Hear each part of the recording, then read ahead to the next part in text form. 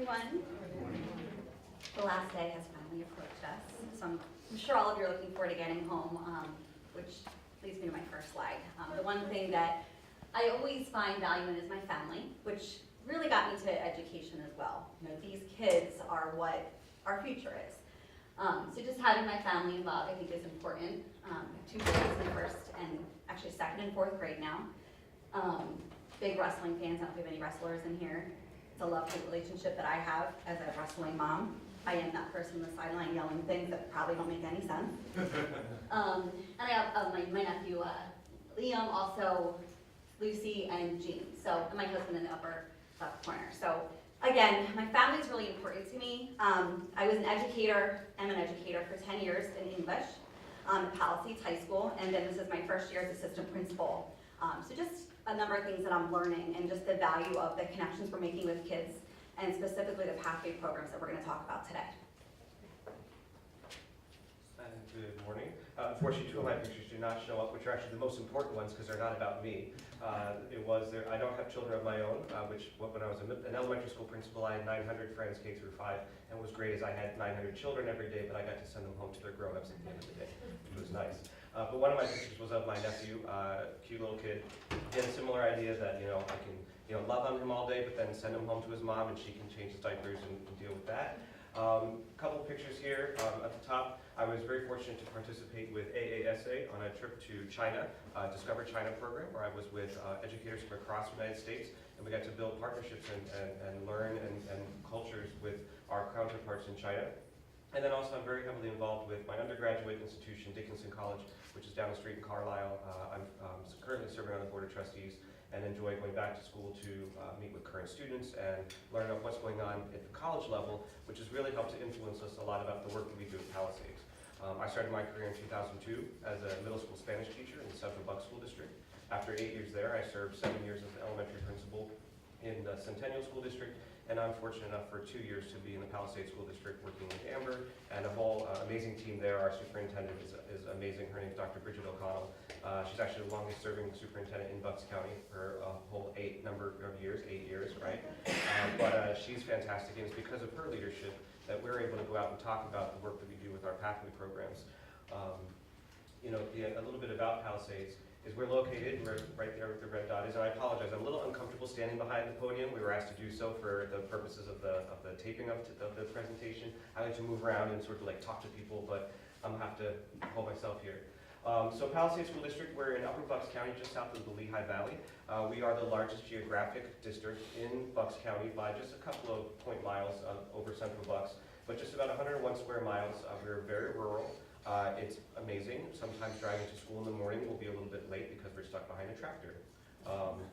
We also had an issue at the beginning of the school year where the farm next door opened its gates, and unfortunately some llamas and horses got loose and were on our football field for a number of hours. So that was our big crisis in the beginning of the year. We are a small district when it comes to students, however. We have just under 1,600 young ladies and gentlemen, grades K through 12 this year. We do house those in 3 elementary schools, 1 middle school, and 1 high school. Our largest elementary school is about 224 students K through 5 this year, and our smallest is just over 185 students.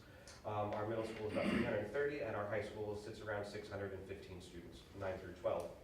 We also have an in-house cyber academy. We've had a cyber academy or online learning program that we have created ourselves for over a decade at this point, where we have our teachers who create content that mimics that which they do in a face-to-face classroom, but affords our students who require a cyber learning option, whether because they are at home and they're taking a full cyber program, or perhaps maybe they want to get ahead and they want to have additional credits, or they have a dual enrollment, or they have other options that they're seeking, so they're able to take some of our credits online. We do have 3 Blue Ribbon schools, which we're very proud of, and we do have the website there, and earlier Amber was handing out our business cards, so if you didn't have one and would like one later, feel free to ask us for that. Fun fact, they're made on recycled cotton and not paper. So what are we talking about here when we talk about pathways, right? So the term pathway in education and EduSpeak is very contemporary, right? In that we're looking at ways by which to create relationships with local businesses, allowing students to have different options and opportunities. And we're proud to say that in Palisades, we've been doing that for a long time before it was the trendy thing to do. And so that's why we're here today to talk to you a little bit about what we've done to just allow for our students to have a multitude of options and to really take ownership for their educational experience while in high school. So as we know, everyone here in the room, that clearly college and career readiness based on Pennsylvania is looking for meaningful engagement, and in that definition they do speak specifically about career pathways. So we took the liberty to define meaningful. What does that look like? So thinking about it both from a qualitative and a quantitative perspective, right? So the qualitative component is, well, are students interested? Is this something that for them creates meaning? And if so, then you have a successful program. Quantitatively, but how do you say, well, how do you know that what you're doing is meaningful? So we'll talk a little bit more about this later as well, but I can share with you that our medical career pathway, which is the keystone, as it were, of our pathway program, at the conclusion of that pathway, we began years ago exit interviewing our students so that they would present to a panel of educators as well as representatives from the local hospital with whom we have associated. And what the students would do is they would share about their experiences, pros, concerns, suggestions, and every single one of those students, 100% of them, indicated that that experience was meaningful for them because it either A, re-solidified the fact that they knew that they now wanted to go into the medical field in some way, shape, or form. Perhaps maybe they thought they originally wanted to be a doctor and now they experienced a technician position or a lab tech or an x-ray, and they're more curious about perhaps that. But then we also had a handful of students who said, you know what, I really wanted to be a nurse like my mom, and then I got to the hospital and did that rotation, and I literally cannot stand blood. In fact, I wanted to throw up. I don't want to do this anymore. I'm now going to go to college to be X or Y, or I'm going to study English, or I want to go to business school. And so we're proud of that fact too, because then at the end of the day, we have students leaving our school and not going to college, and then saying 4 years later, wow, Mom and Dad, thanks for helping me to pay for $225,000 for my 4-year undergraduate degree. I don't want to do that anymore. And so we're thankful for the fact that these opportunities have given our students in each of our pathways that chance to really test something out when it's the best word ever, free, in public school.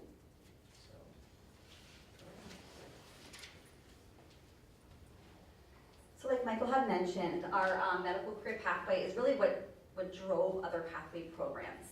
2006 is when we had a team of stakeholders come together to discuss the idea of the medical field, mainly the idea of nurses and the need for them moving forward. So that kind of drove our pathway program. Based upon that program, we've now been able to identify other pathways. Business career pathways, which will focus on the finance and money management and media and marketing. So if we look at our business pathway, 2016-17 is when we initiated this pathway. And a lot of the students there are now networking within the community. Maybe it's making videos for a business based upon hours that they had with field experience. So they're not just getting the curriculum for the business piece, but also networking within the community. Global Studies pathway, again around 2016-17 is when we initiated that one. And students will then have more of that multifaceted of just understanding the culture and other ways in which they want to pursue the language piece. Engineering and design pathways, which will focus on engineering and also art. Currently, 2016 as well is when that started. We're building partnerships within communities. Doylestown, if you're familiar with the Mercy Museum, and just other artists in our area for students to have that experience. Education pathway is going to be something new for next year. And I joke about this because we started with the medical field. Well, the education pathway, we have field experience at our fingertips. So we're kind of thinking about that. We're very, very excited because we know that education, we are struggling finding effective teachers. The importance of that, and just because, you know, we didn't have that program before, we're excited to offer that now. And then the technicals pathway, I know when I went to school when I was younger, the tech school was somewhat different than what it is today. I can proudly say that our tech school, the Upper Bucks Tech School, is very rigorous and offers a number of courses that will help pursue different technical careers with certificate programs. So I'm going to talk briefly about the medical career pathway. In your handouts, you'll see the 4 pathway programs it will show all the courses and credits and things like that. So please reference that when it comes to the courses that students need to take.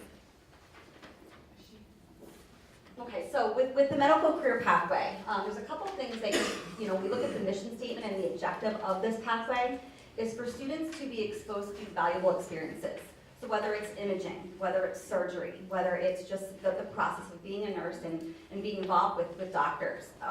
we all know that the rigor and the application is important when kids are actually exposed to it themselves. So the idea of them being able to partner students with the medical providers is extremely important, and they've been a great support to our program. So Grandview Hospital in Bucks County, that's when we initiated our first partnership in 2006. St. Luke's Hospital in Quakertown was in 2014, and then currently Coordinated Health. So students can choose different pathways based upon those three sources.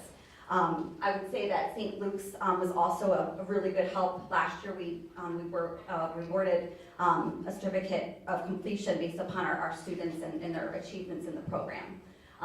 So it's this medical career pathway has founded such a establishment with our school and with these local hospitals. And the kids are finding great value in that. So there are 4 areas of focus, and that's in your handout. And all of our pathway programs will have the prerequisites listed there for students. So if you look at the courses there, they're required. You'll see some of the AP courses, you'll see other specific objectives that need to be met for them to receive this pathway or completion of the pathway. Key courses that each student will need to take is listed there. And again, counselors are, when counselors meet our students, and our counselors do a great job, they look at what the students' objectives are, and then they kind of guide them into that pathway. So it's not just an administrative piece, it's more of a stakeholder team of, here's a student's objective, a counselor's recommendation, department chairs, and then administrators can get involved with that. And then electives. We are proud to say we have a ton of electives that students can choose from based upon a specific interest within that field of that pathway. And the field experience is going to be the most genuine thing that the kids love. 20 hours of field experience is what we have for each pathway program, and students have the autonomy to choose how they want to pursue that. So maybe, something in St. Luke's, they want to have something more. So we really put it on the student and to have those relationships built for them to continue with that pathway. And then just to end with the medical career, students then, that interaction with the industry professionals. Like Michael said, some kids love it. We listen to the presentations at the end of the field experience. Students reflect, they give us feedback. One thing they always do note is they wish they had more field experience. But they leave there saying, this is for me, or you know what, this isn't for me, and I'm glad I had that opportunity. And then the pathway board, again, a lot of stakeholders there, counselors, parents, students, administrators, teachers, and even people within that pathway program will be part of that board when they are reflecting. Yeah, and I was going to share as well just a little bit more about the medical career pathway. So for example, tomorrow morning, I'll be heading back to my office only after going to the OR, where I'll be supporting the students who will be scrubbing up and going into and observing an actual operation procedure, which is pretty neat and firsthand experience. And also the reason why this pathway, we started with this pathway, was because the CEO of Grandview Hospital ended up coming to us and saying, as Amber had said, that he was finding years ago that nursing in Bucks County was an area of need. And that's why he then approached us to say, what can we do about this? What can we do to give our kids that experience to be out in society, to find out what's going on in our local community, and then give them the education behind that. Now, as a side note, because I'm pretty sure some of you might have the question, pathways are not required. Not every student is in a quote pathway, and you can also move between them. You don't start in sophomore year and say, I'm going to do medical career, and then you're going to just stay in that for the rest of the time. If during the process you find that you don't necessarily care for some of the coursework, or perhaps maybe the experiences that you're having, you're more than willing and welcome to switch or to move into a different pathway, or none at all, as it were. So again, that is an option.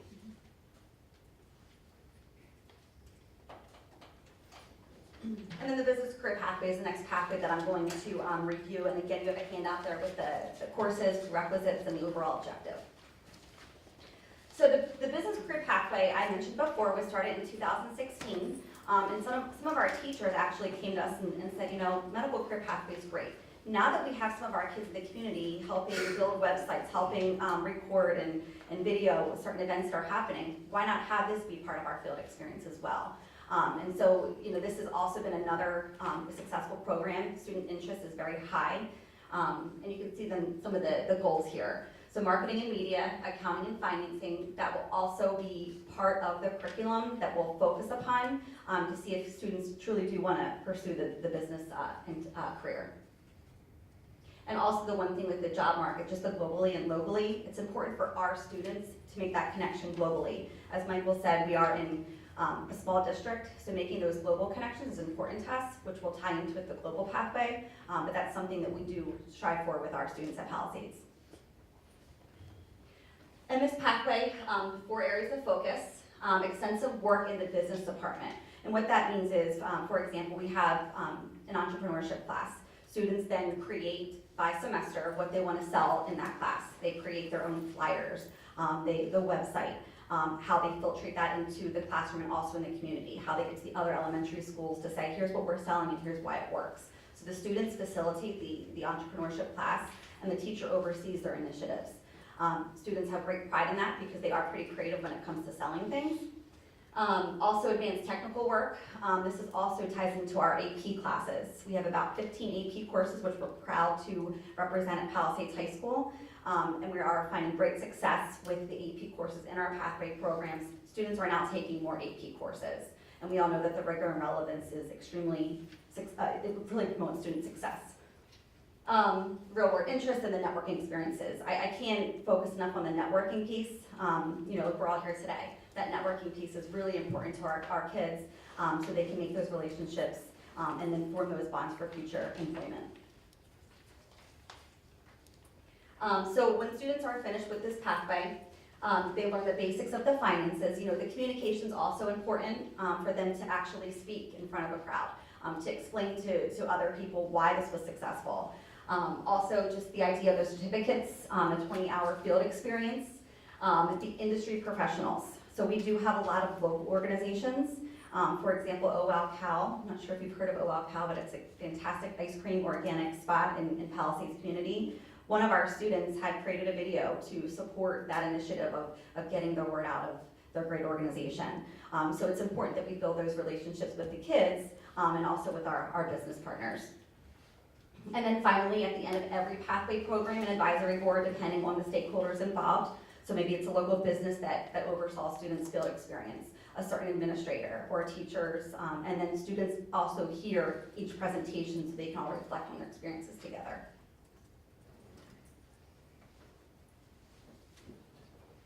Great. So I get to talk a little bit about the Global Studies pathway, which is near and dear to my heart as a former Spanish teacher and now as director of curriculum, to be able to have an opportunity to see what students are able to do, not just with learning of the second language or even the third language, but also looking at culture and competencies and understanding what it is like to be a citizen, albeit in small Kintnersville, Pennsylvania, but also as a member of a global society. So in our world languages department, they are talking about preparing our students to be members of a global community, right? And so what we do is we offer a number of different languages, which are pretty typical for high schools throughout Pennsylvania, right? Spanish, French, and German. And then what we also have done is we work with outside vendors to bring in less commonly taught languages where students, if they have an interest in American Sign Language, Arabic, Mandarin, things of that nature, we also provide those opportunities free of charge to the students. So we would pay for the vendor to come in, and whether it be an online course or it's a moderated course through, I can't think of the one that we use right now, but what we do is we have a teacher who then oversees the learning of that process.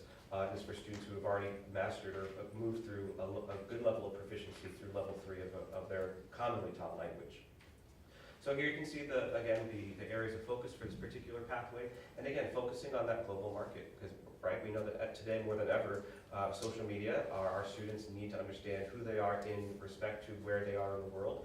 And so therefore what we try to do is we try to bring in outside experts, we bring in individuals who represent different cultures and communities, business leaders in our area, as well as from the greater area from Allentown and Bethlehem. We bring people in from Philadelphia. We've done Skype opportunities with individuals from other countries. And we also allow for our students to travel abroad. We have every other year or so, our world languages department will take students on an excursion. And that's in addition to a program at our middle school where we have middle school students go with a teacher to Costa Rica, where they do environmental science during the spring time, about a week long every spring. And then we also have an opportunity in our middle school as well in 7th grade where we have what's called our watershed integration program, which is basically they're up to 30 7th graders who take all of their courses together as a unit, in which everything is circulating around this idea of the watershed integration program, where it starts off at the waterways right behind our middle school, and it leads all the way down to the Chesapeake Bay, where that watershed leads into. And so I share that. Again, not being that it's necessarily so global, but what our students are doing is they're getting out of our local community and understanding the impact that they have. And we found that a number of our students in that WIP program, the Watershed Integration Program, have eventually moved into focusing on the global studies because, again, they want to see themselves as having an impact on a more, a grander level, as it were.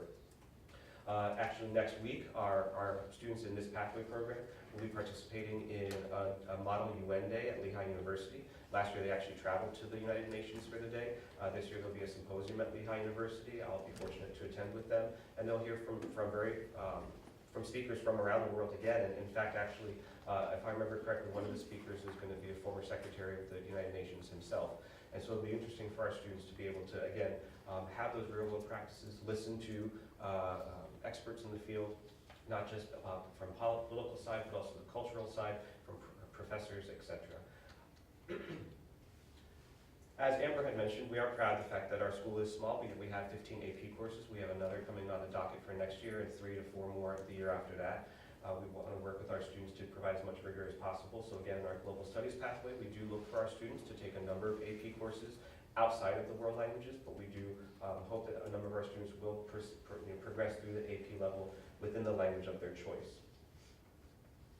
And again, just to complete the pathway, as you can see on the screen behind me, again, it comes down to that idea of being able to go out into the community, to make partnerships, and to work with local business people in order to give our students perspective, but then also to give something back to the local businesses, right? It has to be a win-win situation. And we've heard nothing but positives from our local businesses when our students go out to work with them. And again, the Pathway Board, I'm looking forward to participating in that this year. Last year was my first year. I sort of sat off to the side and watched. This year I'm very excited to be in it, to win it with our students and really learn about their great successes, because that to me is one of the most rewarding things you can see. All right.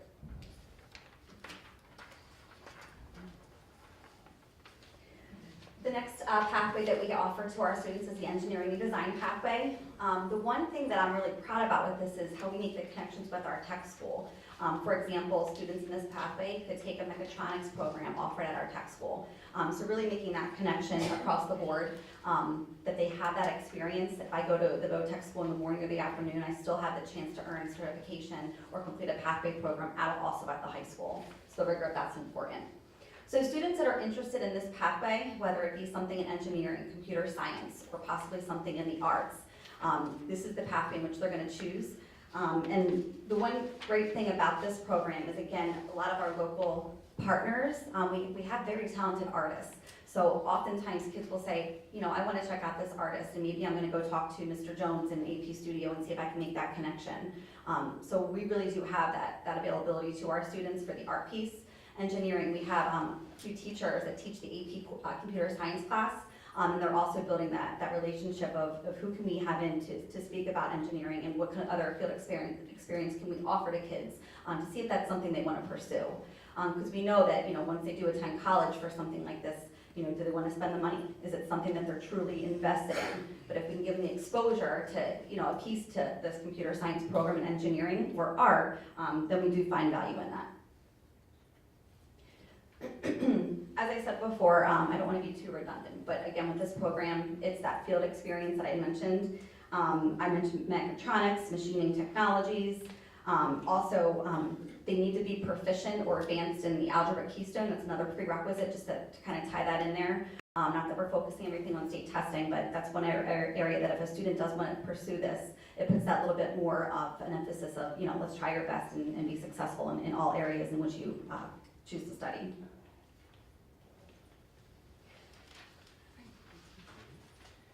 And to sort of tie up the engineering and design pathway, we also have an internationally award-winning cybersonics program at our high school. And so our students are very involved with that program. The teachers commit lots and lots of extra time, which we appreciate. And again, it gives our kids that hands-on exposure to the themes that deal with the engineering and design. So as Amber mentioned earlier, we're very excited about our education pathway to begin this year. This will be housed in our English department. So for each of our pathways, essentially the chairperson, as it were, of that pathway is one of our department chairs. So our medical career pathway is chaired by our high school science chairperson, Mr. Chilton. For education pathway, Ms. Deemer, who's our English co-chairperson, she'll be heading up or leading the charge when it comes to this particular pathway. So again, as Amber had said, right, we all understand or know what we might want to call the crisis in education, right? So if you're working in a school building now, think about how many days of the week there are when you have 100% attendance by your faculty and staff. That's what I thought. And then beyond that though, and everyone gets sick, we all have vacation, like things happen, right? But the problem we are now facing, right, is that we don't have enough pool of qualified candidates in the substitute pool to come in to fill those positions. So again, for those of you in buildings, if you're a building administrator, how many times have you had to fill in and teach a class, right? I remember that I was, one day, in fact, my kindergarten teachers, I had 6 kindergarten classrooms in my school where I was principal, and one of my teachers was out. There were no other people to come in because we had 15 teachers that were out that day for a variety of reasons. So I was teaching kindergarten, and let me tell you, it really helped me to recognize and to then, preach the praises of my kindergarten teachers, because it's probably one of the most challenging jobs in an entire school district, working with 5-year-olds and making sure that they're all focusing and doing what they need to do. But it was a great experience. But with that, and talking about this idea of, well, what are we doing to prepare our students to make them interested in education, right? Part of this alleged crisis may be the fact that, we're all in school, so we're all quote-unquote experts in school, so it's not as enticing per se as it would be if you were looking into the field of medical or into the engineering and design.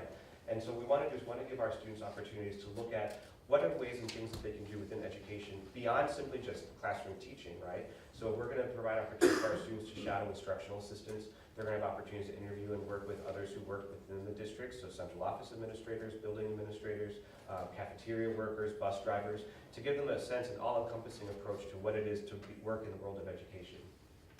So again, kind of talk a little bit about that. And as you can see in the handouts, we provide for rigorous coursework within all of our fields, and you'll find that each of our pathways does have at least one, if not more, AP courses that we push for students to work towards in order to give them that extra boost for both college credit, but then also rigor and relevance. We are looking at potentially adding an AP course to go into the education pathway, the AP capstone. I don't know if your district has that or not, so we're considering that for 2 years out from now. Given that this will be the first year in which we are offering the program, we're going to be developing the new course, which will be the educational internship component, which will be during the day. So the field work, of course, has to happen when the kids are there. And so what that idea really helped spawn as well is the fact that not only are we going to have our students pushing out into the schools within our district, we're also going to work with a local district, more likely than not Bethlehem Area School District, which is much more urban than we are. And so we want to expose our students to districts and to schools and to opportunities for learning that are different than us, right? So we're going to work with Bethlehem hopefully on that. And then we're also going to look for ways by which to allow for our students, again, as I mentioned, to shadow during the day, which then led into conversations about our other pathways and what are we doing, right? So business career pathway.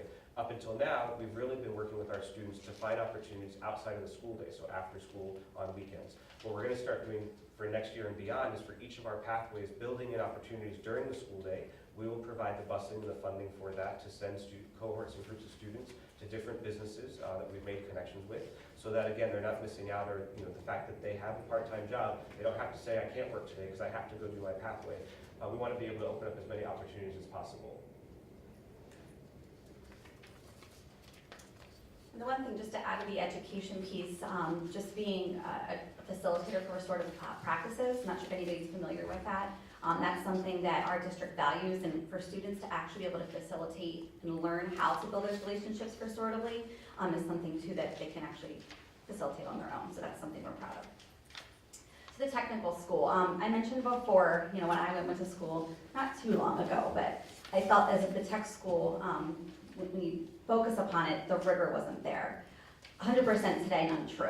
The programs that are offered there are very rigorous, and most likely the kids that are going there are receiving certifications to go right onto the work field. So we are very happy to be able to coordinate the pathway programs with the tech school so they can earn credits at the tech school, as also at the Palisades High School, and then a certificate upon completion. I did want to open up the one website, but so you can just see the things they offer here, 29 programs, which we're proud to represent, including animal technology, could be landscaping, could be something within mechanics, also the dental lab, bakery, on-site restaurant, which is phenomenal, by the way. Kids do a really great job of owning what they do. So just if you would walk around our tech school, you can see how much interest kids have in the application. We're very excited about that. New pathway, which will be this coming year, the Biosciences Career Pathway. So again, you can just see just the way in which this is going, offering the valuable experience for all students is key there, and different experiences within that career pathway. Also very exciting to be able to earn 6 to 48 college credits while still being in high school. Michael's going to talk briefly about certificate programs that we all are going to be offering. So students aren't just getting their high school diploma, they are receiving certificates they can take out to the work field and say, you know, I'm able to be hired. And then also with the tech school, which we're super excited about, is the idea of food trucks, which we all are big fans of now. So this is going to be new for next year, but students within the tech school, so maybe a student that's working in mechanics, they're gonna help build that truck. We did reach out to the director there, and he's in the process of doing that. The students in bakery and culinary, they're gonna be providing the food there. Then we'll partner out with other schools within the Bucks County District, Quakertown, Penridge, and also ourselves, and we could then have them at some of our local events. So just the kids, the idea of them owning what they do, the food truck would be that culminating project to show you how all of them are connecting together. And then the website, I don't have to open up then, but I can at the end. Then one thing just to add to why our pathways have been so successful is just the idea that we were awarded the District of Distinction in 2018 by the Administration Magazine. And this is mainly due to our pathway programs and the AP courses that are provided to our students. So we were just very, very pleased to see that this is truly working. Not just from our standpoint, but from a global point of view, our pathway programs are successful for all of our students, regardless if they want to choose that pathway or also not pursue that. Also dual enrollment, which will be those college courses that are transferable for Bucks County Community College. So just the overall idea of the whole child and making sure that they have these connections, they have the application, and they have this experience to choose to pursue a pathway just proves to be that the distinction piece.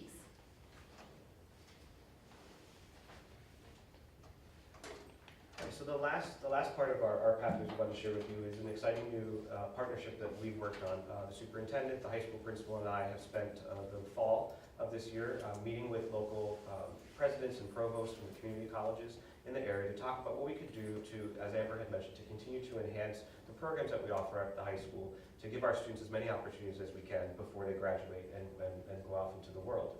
So we're pleased to announce this coming year that we have 2 partnerships with local community colleges, the first of which being Bucks County Community College. And so what we've done is we have, again, as I mentioned, worked with both the president and the provost of that school. They took a look at our program of studies, and they correlated the courses that we have at the high school, and then looked at what is it they offer at the Bucks County Community College. And together we came up with those 5 areas of focus.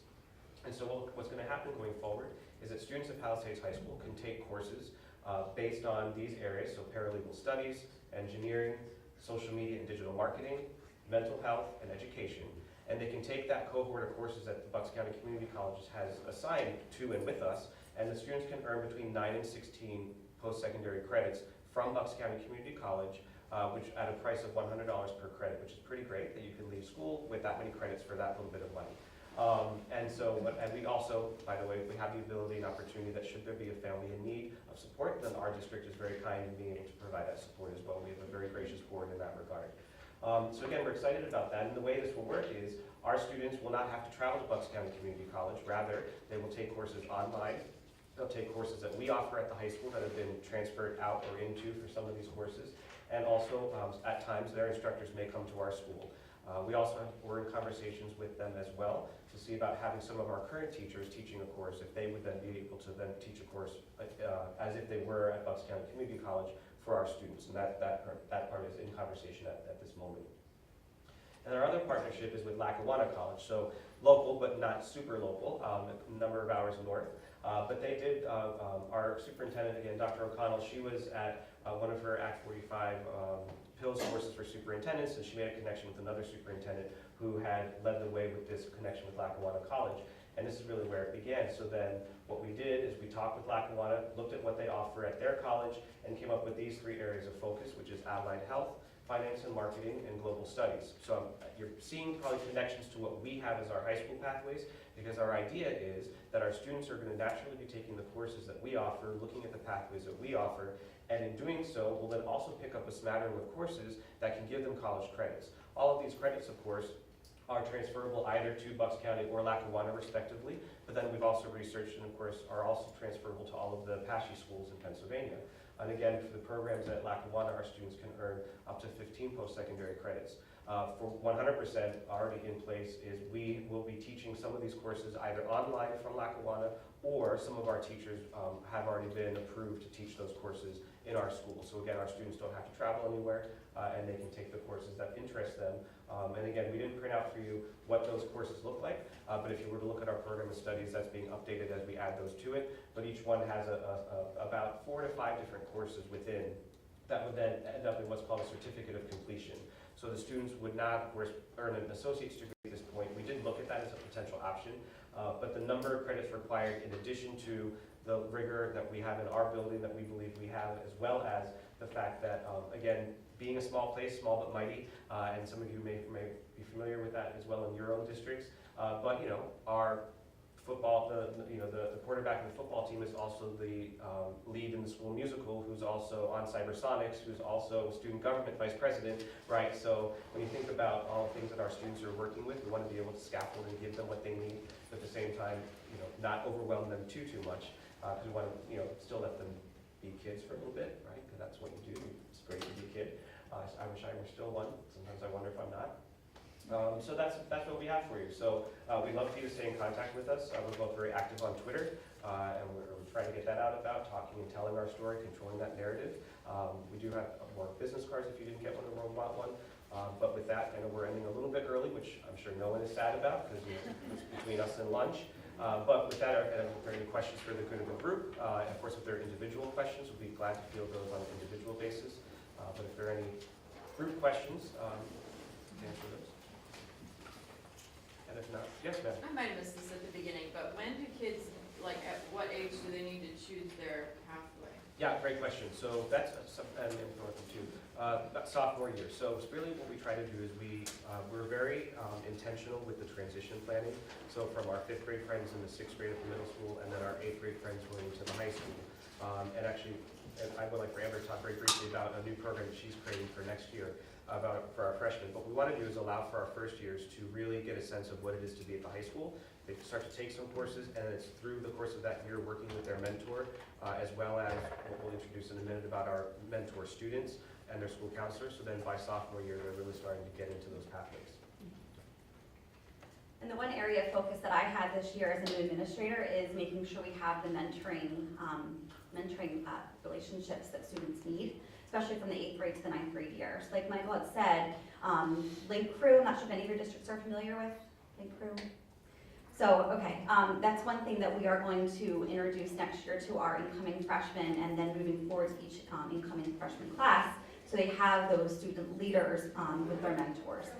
So for example, opening day, some of those mentors will then reach out to their specific cohort of about 10 students, male and female, it's a small group of 10, and that's when they can talk about, okay, course registration. So you're a freshman, I'm now involved in this pathway. Think about doing that next year. So they kind of guide, you know, and help form those relationships. They can make those decisions since they're new to the building.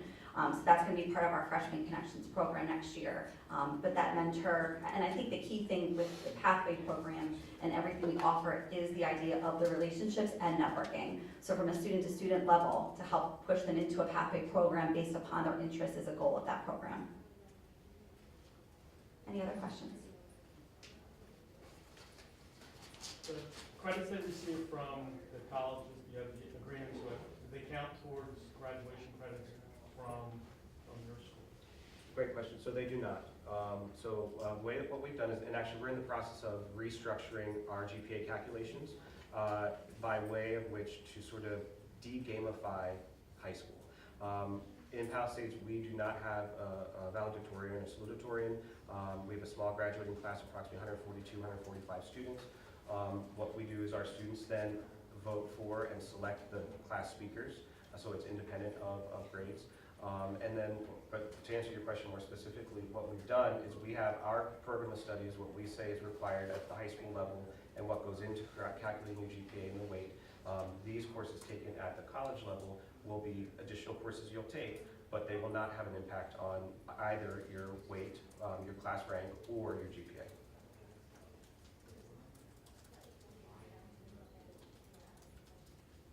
You mentioned you could allow students to transition between the different pathways if they so choose. How does that affect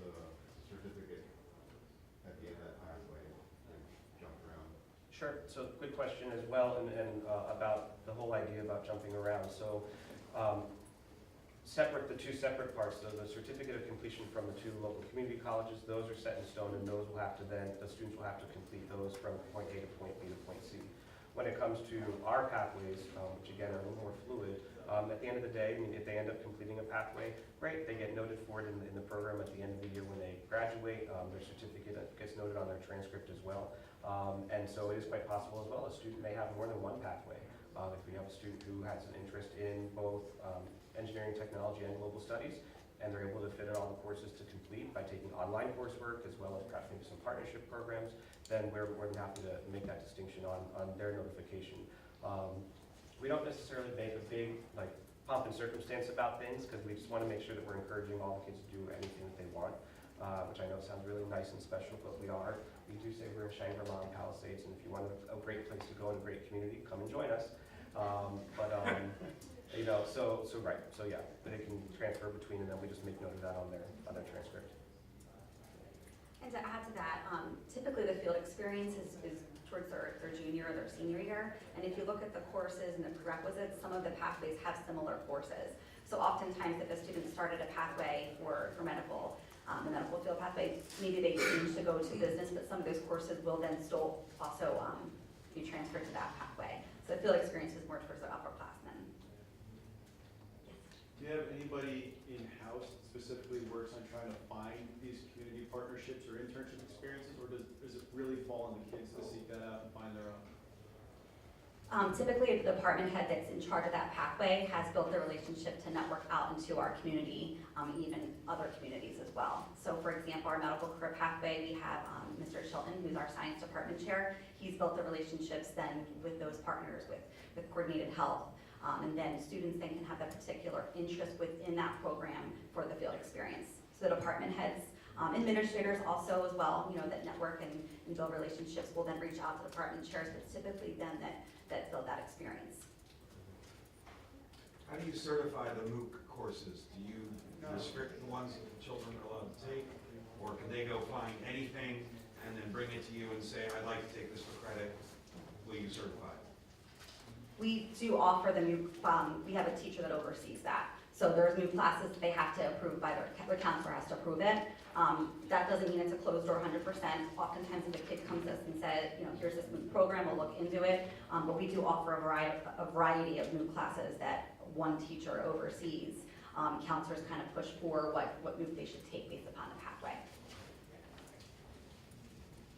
Does the field experience count at all as a credit? And then also, does it occur after school hours, or do students sometimes leave school to attend that experience? The field experience counts towards that, not necessarily a separate credit, but it is like the completion of the pathway. So what that would look like if I was in the medical career pathway, usually they are provided with several different experiences like Michael had mentioned he's going to tomorrow. They are provided transportation. They go as a cohort to Lehigh Valley or to Coordinated Health, St. Luke's. They complete that field experience there. So at the end of their field experience, at the end of their pathway, they reflect in front of the advisory board panel to talk about the experience, but it's not necessarily a separate credit. And in the past, it had been, other than the medical career pathway, those experiences had been taking place outside of the school day and on weekends. But what we want to do in order to perhaps maybe encourage more students to participate is finding ways to build that into their schedules now so that, and then again, providing busing to local businesses and what have you so that more students, and we're going to really make it a lot more equitable for all of our students. So you mentioned that you have tons of electives development, that's something you're proud of. You have all these pathways, so I'm wondering, in a relatively small district, what kind of challenges that are for scheduling and human resources to teach the courses, and how do you you have minimum requirements for some of these classes as far as students enrollment? Yeah, so we have really, really phenomenal school counselors who do all of our scheduling, and it is a challenge, which is why we do offer a lot of online options. So that and it's just part of our program, right? So our students will create with the schedules that they want. They'll go to their school counselor. They'll look to see how they can field that. We again in Palisades have been very fortunate in that we very rarely cut courses from running based on enrollment. Last year I was, during transition period with administrators, I was supervising 5 high school teachers, and I was fortunate to have to observe a new physics teacher, which was really exciting because I never took physics, and I was like, wow, this is really cool. And in his class, he had 7 friends, right? And that was his class, and that was a class that ran with 7, and that was perfectly fine. So, but to get back to your question about challenges, we do find challenges when it comes to when can we offer the courses. So what we looked at too, for some of our half credit courses, is we may offer those every other day. So you'll have teacher X will teach that course on days 1 through 5, and that teacher X will teach another half credit course on days 2, 4, 6. So you're maximizing human resources and also time by looking at when you can offer those courses. We do have a dean of cyber studies in our school. She's both a special education teacher and also dean of cyber learning. And so she also then coordinates the cyber center where kids can go if they have a release period or a study hall. And what they're actually doing is they're actually doing work on their online courses, even though it's during, quote, the study hall period.